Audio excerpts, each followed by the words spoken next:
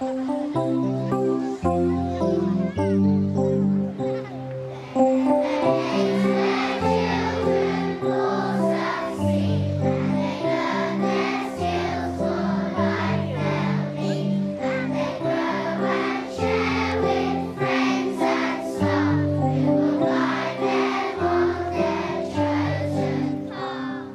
love our children.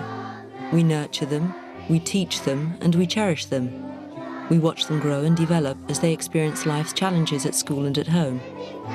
As adults, we do our utmost to care for their physical and emotional well-being as they grow up. We want them to live a full and happy life.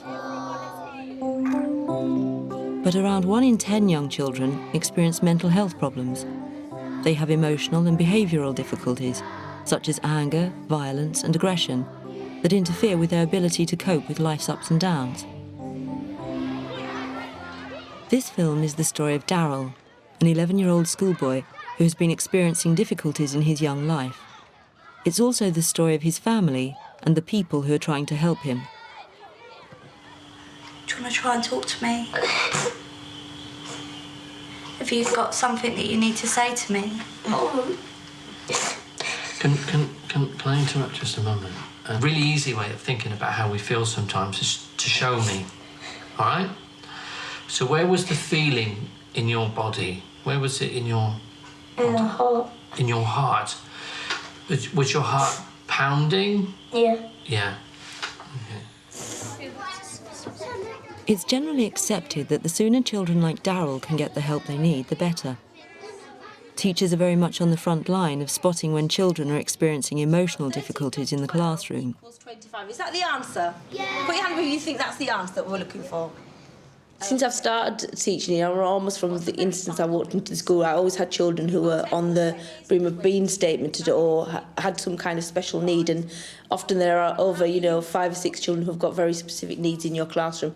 When you have a child who you think, oh, there's something quite serious happening here, and I'm not the only person who should know about this, the first person I would approach would be the head teacher, because there's obviously going to be set procedures for various things in school that happened or the things that children have said.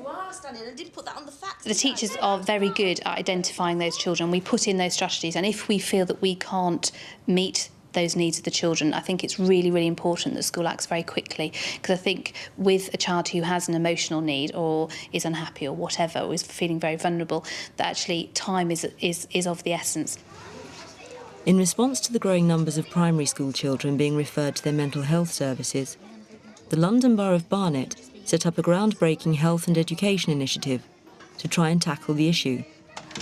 The Barnet Primary Project. A dedicated team of 7 mental health workers go into primary schools to work specifically with the children who have been identified as having emotional and behavioural difficulties. Their aim is to prevent these problems becoming more serious. Do you think you could do me a little picture of your family? Okay. And while you're doing that, I could ask you to tell me more about your family, could I? Okay. Okay, so what have you got? You've got a mum and a dad. Well, initially you've got to assess the child and see how they feel about being with an adult who they don't know, and you've got to make a relationship, and that's really important, that they feel you're not going to be too intrusive and ask too many questions about them until they're ready to talk. Is he a cheeky little brother? Yeah. In what way? What does he do? There are lots of ways of helping children solve problems through play as well and through artwork. But sometimes just simply getting the child to think about their own situations and stepping back from it and analysing it, breaking it down, helps a child to sort of think around a situation that previously they just felt happened. The parent agrees, then I'll take it to school next week. Since the primary project team was set up in January 2004, they have received over 1,000 referrals from the 90 primary schools in the borough. 70% of the referrals are for boys. Sounds like the school's doing a good job. Yeah. They said they are very worried, and they were wondering whether we could do an assessment before September. It's a great team of people. You know, we've all come from varied backgrounds. We've got teachers, social workers, counsellors, therapists, family therapists, psychologists. So although we were a generic team of primary mental health workers, we were actually from a multidisciplinary background, which is really useful. I mean, I approach it by speaking to parents about actually promoting mental health, and that personally I don't know anyone that hasn't got some issues at some time in their life with their emotional well-being.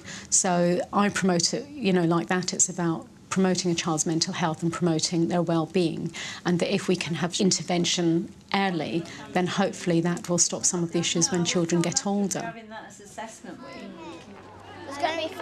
Schools can be very adept at picking up the early warning signs that all is not well in the classroom with a particular child. However, some children manage to disguise the fact that there may be problems elsewhere. I'd finished work and I was picking them up from school, and as soon as I saw Daryl, he just kicked off with me. I said hello, I'd got all the other kids with me, and he kicked off and called me a stupid bitch, and swore at me. And that was as we were walking out the school. And I kind of just stopped there and then in the middle of going out the entrance of the school and said to him, enough's enough, I can't deal with this. I'm going to go and speak to your teacher, I'm going to go and speak to Miss Bowles, and I'm going to see what can happen. Daryl I know well through football. He's in my football squad, he's the captain of the football team, and he's been the model child, model pupil, fantastic role model for teammates in the school team. I found him to be the most polite child. His parents came into school to tell us about his behaviour at home, and the initial reaction of his class teacher, deputy and myself was one of shock. But we know that things can be quite different at home for children, and we would want to help him even if he wasn't displaying those things within school. The head calls in Danny Boyle from the team to make an assessment of the case. Danny carries out a classroom observation to try and find out if Daryl's difficulties are arising as a result of something in the school environment. For him, school wasn't as difficult as perhaps I might come across for other children. The difficulties at home and the issues between them as a family was clearly impacting on his behaviour. Hence it came across as quite a different child in each situation. I understand he's very good in class. Is that right? Is he? That's absolutely correct. I mean, if ever there was a child where I needed an errand to run or someone that was reliable, I would always choose Daryl. I mean, he's a bright boy. He's in top sets for everything. Right. And particularly with numeracy, we're expecting a level 5 with him there. Right. He's very intelligent. Have you been aware that there might be some problems at home? Well, not at all, really. It was only when Mum actually came to see me and she explained what was sort of going on at home. I mean, I was, very shocked, because what I see of Daryl at school is, I could describe him as an angel. One, I wanted it to go twice. Daryl lives with his parents, Darren and Lisa, on a housing estate in North London. Lisa works part-time, 9 to 3, before picking up the children from school. Daryl's the oldest of 4 children. He has a brother and 2 sisters. Daryl, as a child, as a baby, he was brilliant. He was so funny, and he was a good toddler and a good baby. It was only when he started being able to go out with friends and stuff, and he's kind of really aggressive. He's very rude to me. He bullies his brother. No one's even asked where Jessica is. He says horrible things to me. But I kind of find it hard for people to kind of get to listen to me, because he's an ideal pupil at school. He's fantastic at football. He's brilliant at his football team. And everybody likes him. Daryl's a really likeable child. I used to smash things and have fights with my brother for no reason. Just start kicking off and start throwing things everywhere. It's quite stressful. I find myself just not wanting to spend time with Daryl.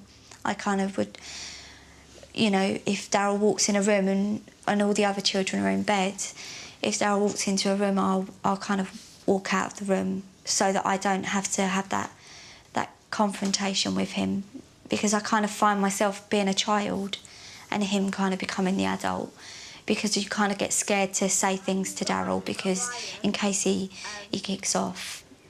The other day he called me a whore and told me to go. He tells me he hates me quite often.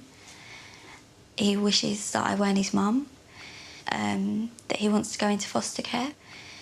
He wants to live with other people. He's called me a bitch, and he's just called me every name that you can think of, really. And I really don't know what I've done to kind of make him feel like that. I'm not saying I'm not to blame. I do take responsibility for it as well as Darren does. You know, I know it's the way that you bring your children up and stuff. But I kind of think that Daryl's got a big part to play in the way he acts. You know, he's 11 and he knows what's right and wrong and what you can do and what you can't do. It's Daryl's 11th birthday, but he's a little apprehensive about how his day is going to go. He's about to receive a visit from Danny at his home for the first time. After a couple of sessions with Daryl and his parents at school, Danny wants to try and find out about what's causing the problems at home. It's time for a meeting with Daryl and his mum.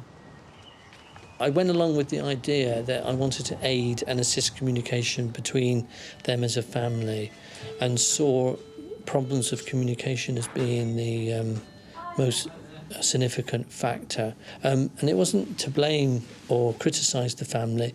I just felt that they got into a lot of difficult and poor habits around their communication. And it was the miscommunication that was striking me most of all. In your own way, what do you think the problem is? What's the problem for you, Daryl? I don't spend that much time with my mum and my dad. Yeah, so why do you think that might be? What's your own thoughts about what the problem could be? Because the referral refers to you being quite angry and aggressive and having some tantrums, and how's that been? Not sure. Have you had any angry outbursts in the last few weeks, or is it more to do when you're at school? Or? A few. Right. I just don't think we know how to talk to each other. Right. I think that's more than anything, isn't it? Yeah. Yeah? Yeah. I think I've got all that anger up, and the kind of feelings that Daryl doesn't kind of care or want to be with me, so that's why we don't kind of talk anymore. We don't have that communication, do we, mate? No. He asks really quick questions and just fire them at me, and it would give me hardly any time because he would want the answers really quickly, and I got really scared because I thought that he was going to ask me questions about my mum and dad, and I didn't want to really say them to anyone. Just take a moment just to look at each other without saying any words. Okay. Do you want to just say a little bit about what you see now when you look at your mum? What do you see when you see your mum? I'm not too sure. All right, well, have a look. Just stick to the obvious. What can you actually see? That she's smiling. She's smiling. And what's it like when your mum smiles? It makes me happy, but it's bothering me because I don't know what she's smiling for. Right, okay. So what do you see when you see Daryl, your son? I see my little boy, but I see him quite like he's got... I feel like he's putting a cover on his face to not show his true feelings. Right. Because I feel like he wants to say something to me, but he doesn't know how to say it. That's what I see when I see it. Look at him. Right. So mothers have this canny knack sometimes of just kind of knowing what's really happening, don't they? Yeah. So, do you think your mum's right or wrong? She's right. Right. Is it something that you're prepared to say? No. No. So how are we going to get over that difficulty? Not sure. I got loads and loads of, well, I've got some suggestions. I got loads of suggestions that we might be able to use. One of them is that you could write a letter to Mum, or you could talk with me.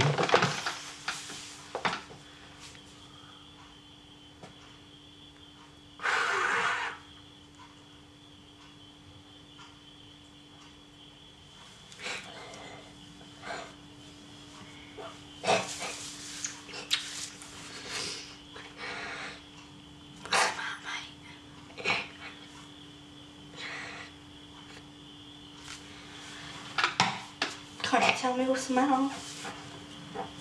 Why?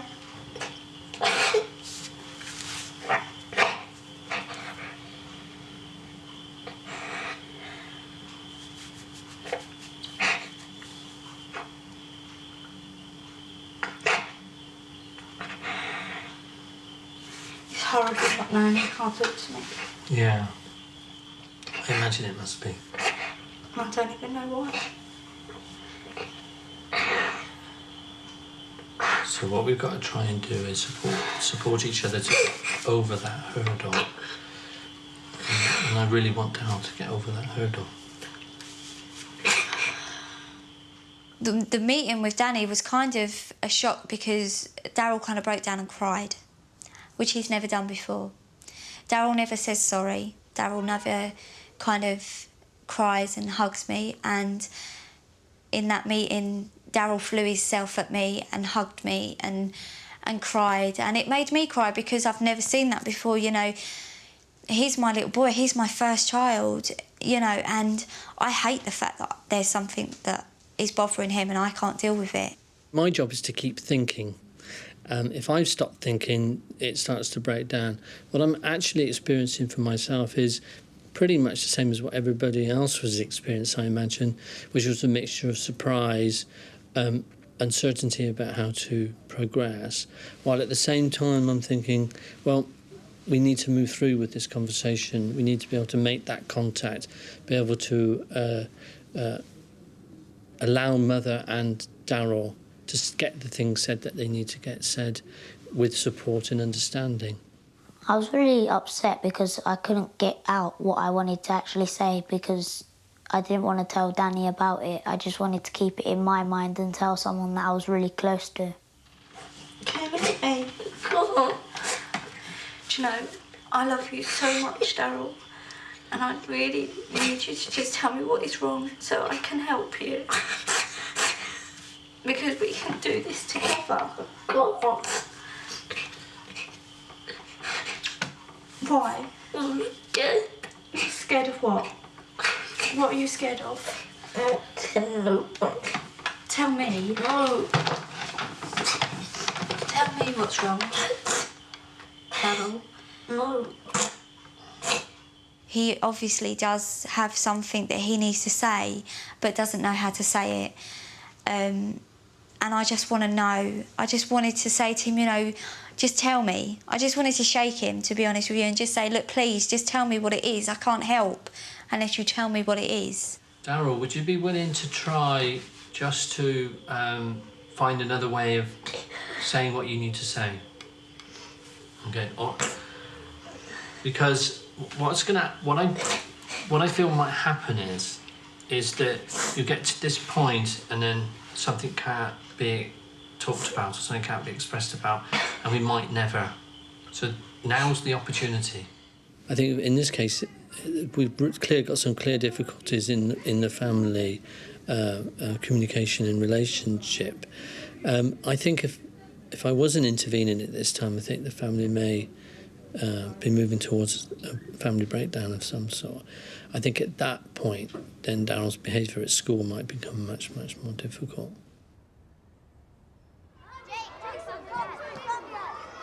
It's not only children, families and schools who can benefit from the work of the Barnet Primary Project. The health service can as well. The team's early intervention can prevent mental health difficulties from escalating and requiring more intensive work from the Children and Adolescent Mental Health Services, CAMS. They consult with family therapist Damien McCann once a month to discuss their cases. They're a really important part of our service, and the fact that they're at the primary level means that they do quite a bit of gatekeeping in terms of dealing with things that might end up coming to us when we're much better resourced for the more complex, entrenched problems that may not be easily resolved at that sort of level. This family was referred to me for an assessment. The school were very worried.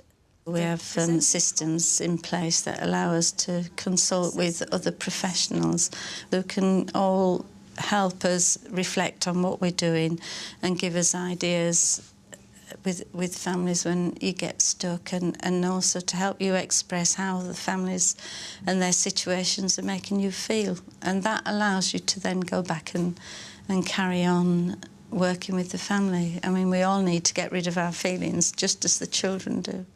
And in that interview I discovered as much history as I could. What I would hope to achieve is to offer some clinical input which might be helpful to their pieces of work. But in addition to that, I think we're also trying to give bits of our own training and specialism back to a service that performs a really important function. I agree with you that I think a referral to the Tier 3 CAMP service wouldn't be inappropriate.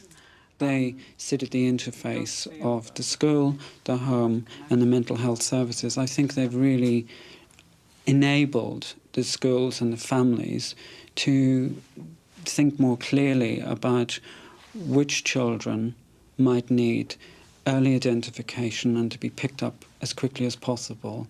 Because if you pick these problems up very quickly, you can deal with them very quickly. The longer they're left, the more difficult it becomes, the more entrenched things become. And, you know, children and young people can end up being set on a sort of route that really isn't helpful to their development. So, they've set sail in what year? We're not just about educating, we're about enabling children to feel happy about themselves. If they feel happy about themselves, then they will ultimately achieve in a good learning environment. So part of our role is to identify when children are unhappy about certain issues, be it some at home, some in school, some about their learning. So a good school, I think, will look for those points or have an environment where children can express how they feel and be confident that adults will help them. When children are referred to the Barnet Primary Project, parents are aware there's a problem, and once we can explain that there is somebody to help, children aren't going to be labelled or seen as different or special in some sort of way. Parents are very keen. The word mental health is confusing, and I think it does put some parents off. I think it's really important to mention the fact that we're talking mental well-being alongside the word mental health. We're not talking about mental ill health. What we're really focusing on is the stresses that might go along with growing up and being in a school environment. I've only met Danny like 2 times, really, but I kind of trust him. It's kind of weird to be able to know that you can trust someone after only meeting them 2 times, but I'm hoping, you know, he's going to help Daryl. So I kind of have to put my trust into Danny. Just sit there. We missed last week because you were away in Paris. How did that go? It was really good, but the best thing was the Eiffel Tower. The Eiffel Tower? Yeah. So what did you learn about the Eiffel Tower? That it weighed 7,000 tonnes. Wow. So how have things been since our last meeting at your house? They've been a bit better than what they used to be, because usually she's like, if I'm in the same room, she'll walk straight out, unless we're watching something that we both like. But now, if I'm in a room, she'll tend to stay in the room. One of the reasons you came to talk with me was about strong feelings of anger and upset, and so how's that been as well? Because I think, are they still around? Some of them are going, but most of them are still there, but they're a lot weaker than they were. What about times when things are not so good and perhaps not so positive? Sometimes I start shouting still, and then if I say something that is wrong, my mum will then shout back and tell me to stay away from her because she doesn't like what I'm saying, and if I don't have something good to say, then just don't say nothing. If you were your mum for a moment, and your mum was you, how do you think you would behave if your son was frustrated like that? Not too sure, because it's like I'm not used to being... I've never really thought about being a parent, Right. sort of thing. Yeah. How old are you now? 11. 11, so you've got time to wait, hopefully. But can we just imagine, just for a moment, can you just sort of play act it a little bit and imagine what it might be like? What would you want from your mum in that situation? Like her to give me like more like time on my own, and then after that I would like her to come and like sit with me and try and ask what the problem is, sort of thing. I tell all of my children that I love them before they go to bed. Every night I give them a kiss and tell them how much I love them. But maybe I don't say it enough. Maybe that time just before they go to bed isn't enough. And maybe Daryl thinks that I don't. You know, because me and Daryl do have really horrible arguments. When Daryl's sitting there telling me how much he hates me and that he doesn't love me and that he wants to live with other people, and I kind of, you know, I have said to him, do you know, sometimes I really hate you, and, you know, if you really want to go and live with someone, you go and live with them. Go into school and tell them you don't want to live with me and let them take you away from me. So sometimes maybe I'm not doing what a mum is supposed to do, and kind of not say those kind of things to your child, you know, when they're saying these horrible things to you. Maybe I'm supposed to just take it and grin and bear it. But it's kind of hard, you know, when you've got a child that's throwing all these really nasty things at you. It's kind of hard not to say nasty things back, because I do love him and he's the most important thing in my life. You know, him and his brother and his sisters, they're the most important thing in my life, and I'd do anything for them. And, you know, although I say things, there's no way I'd let that child go out of my life. He's mine. He's mine and Darren's, you know, and he's a part of my family.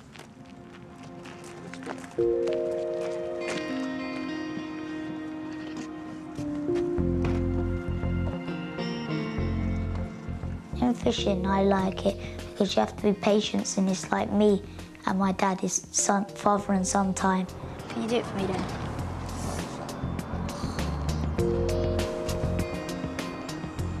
But sometimes it can get really annoying because one day you won't catch nothing, the next day you'll catch loads.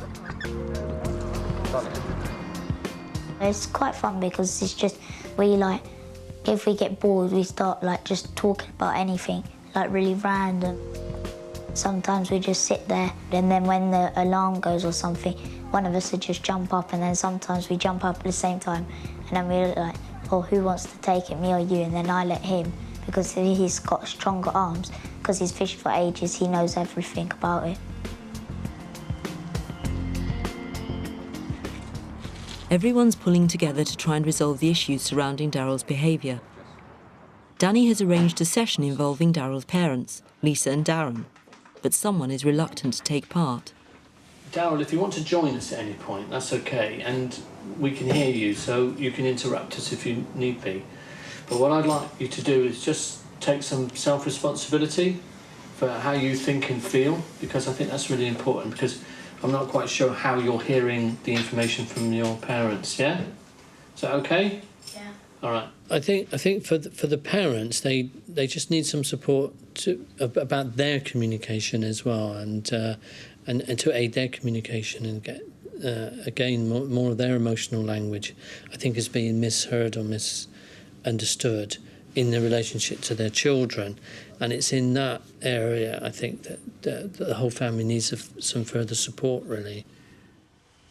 Using the word I, what you think and feel about his style of parenting.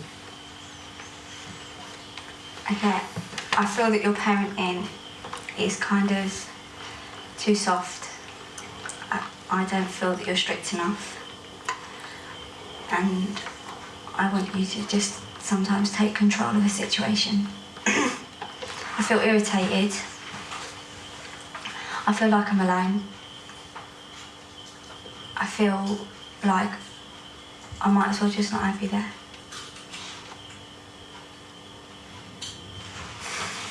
God, that's really hard, isn't it? That's really... Just stay with it for a moment. Breathe if you... Okay. Okay. Okay. Are you able to respond to that? Yeah, I think that your style of parenting is good. You're doing a great job of it and that, but I think that you need to chill out more and be laid back a little bit more. You know, just little petty things that the kids do. Just let them get away with little things like that. I just feel like I have to take control of everything. But you don't. You don't have to take control of everything all the time. I know I don't. I know. Can you... I just find it hard. Right. I find it hard not to. Right. Can you hear that Lisa's saying that it's difficult? Yeah, I understand what you're saying. Yeah. I do understand the way that you're feeling. And I will try to support you a lot more. You know, but we need to work it together, really.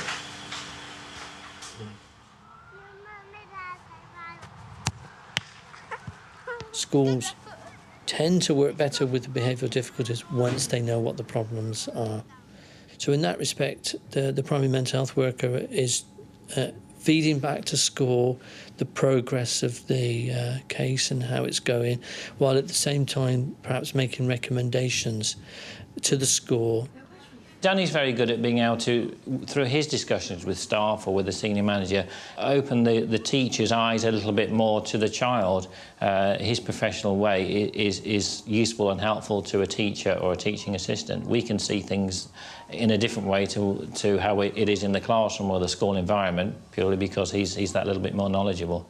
Can you put up your hand who has not made a friendship bracelet? Let me see. I think what you learn is that actually a lot of the things that happen to children are the reasons behind why they're not working or they're not motivated or they're disruptive isn't because that they've just come into your classroom and decided that morning, oh well, I'll poke the person sitting next to me. It's because they're trying to show you that there's something wrong.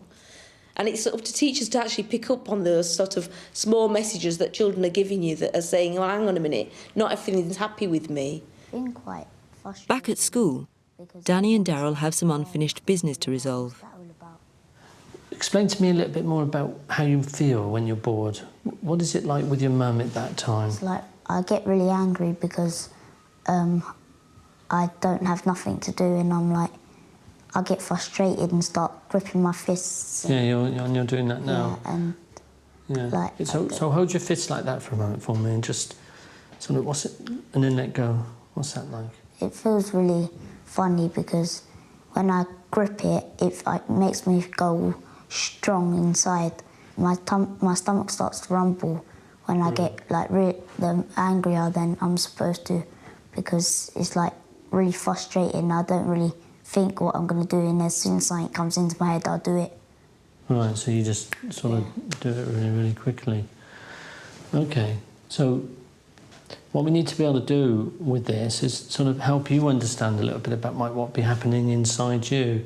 Is there, if you hold your fists now and try and imagine, if you clench your fists now and try to imagine what it's like sometimes when you feel angry at home, what might be the sort of things that you would wish to say to your mum but can't say to your mum? It was like, I've always wanted to say that I love my mum to her properly, but it's like I get really nervous and I start to worry a lot. So then I tend not to say it that often. Yeah, how are you feeling now that you've said what you've said? I'm feeling a bit happier than I was because it's out of my mind a lot now. It isn't such a big issue in my mind now, it's just cleared. Right. So this evening, see if you can make an appointment with your mum and your dad if you wish, just to talk about your experiences at school. Yeah? Yeah. I think that'd be really, really useful. As they were going round on the little car sort of things. Wow. It helped quite a bit because I knew what I should do to show respect to my mum and what I could do to make her a bit happier than what she actually is.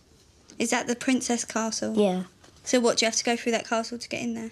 No, it's like there's a gate and there's like loads of rides next to it and then... I think that Daryl's trying to find a way to say to his mother that he loves her and that love needs to be reciprocated. Did you have midnight snacks? Yep. Did you? I haven't said it, but I've proved that I do in just using my actions and stuff. I haven't said it because I don't feel confident enough. So you had loads of fun? Yep. Go back again? Sometimes, maybe. You got on with all the teachers and that? Yep. Did you miss me? I would describe her as a really good mum. I just want to say that I feel really happy living with her because she's done a lot for us and I just I wouldn't feel comfortable with anyone else, even though I did say, but I just really appreciate it because she's helped us a lot and she's got into it as much as I have and she's tried her hardest. Felt quite upset and that I didn't try enough, so I thought that I would write her a card to make it better for her, and it proved that I did try at least to tell her. One night I'd had a bad day with Daryl. We'd had an argument and I just wanted to just go to bed early. I went upstairs and I went to get my pyjamas on and they were under my pillow. And as I went under my pillow, there was a card from Daryl. And on the front of it, it said that he had something to say to me. And I kind of opened it and inside it says that the thing that he finds hard to say to me is that he loves me. And in big letters it had "I love you" with it written underneath. I wrote that it was really hard because we never got on and it was the easiest way to say it in a way because it was really scary telling her in front of people and if we had a bad time we would clash and then it would make it even worse. Oh, this is a big one. Yeah, they have. I have that one. Yeah, If the child is happier, and you do see that, it's sometimes, or the child is able to say to you that they feel they've changed in some way and that their friendships are better, or they're enjoying things at school in a way that they didn't before. If the family's able to tell you that they feel relationships are better at home and that they understand that behaviour is sometimes a way of expressing feeling, which is not always the case with families and with teachers, then you feel that there's hope. I think if children can have the opportunity to sort out some of the problems now at primary age and be aware of their emotions and the challenges that life does present, I think that they can be a little bit more equipped when they move on to secondary school and into adult life itself. Summer's almost over, and Daryl is about to reach one of childhood's most important milestones, the move from primary to secondary school. I'm feeling quite happy because everything's going normally and no one's getting hurt as much and everyone's just trying to be as fun as possible. I think that for me, I feel that Daryl's got a future in education because he knows something about how to negotiate the system. He's one of the children I feel that's advantaged by the current system. His difficulty will be if his emotional difficulties within his family encroach more and more on his ability to think and use his skills in school. Otherwise, I would feel that I have a sort of a bright future for Daryl. I think that once he's able to manage these emotional difficulties at home, I think he'll thrive. I think things will go really well because me and my mum get on a lot better. So it caused the family to get on a lot better. And we just try our hardest, and then things will go according to plans. Bye, Mum. All right, mate, I'll see you later. Have a good day, yeah? Yeah. Be good. No. Have a good day, yeah? Yeah. Have fun. Is there anything you want to say to him on camera? Only that I love him, and he knows I love him, and I'm very proud of him.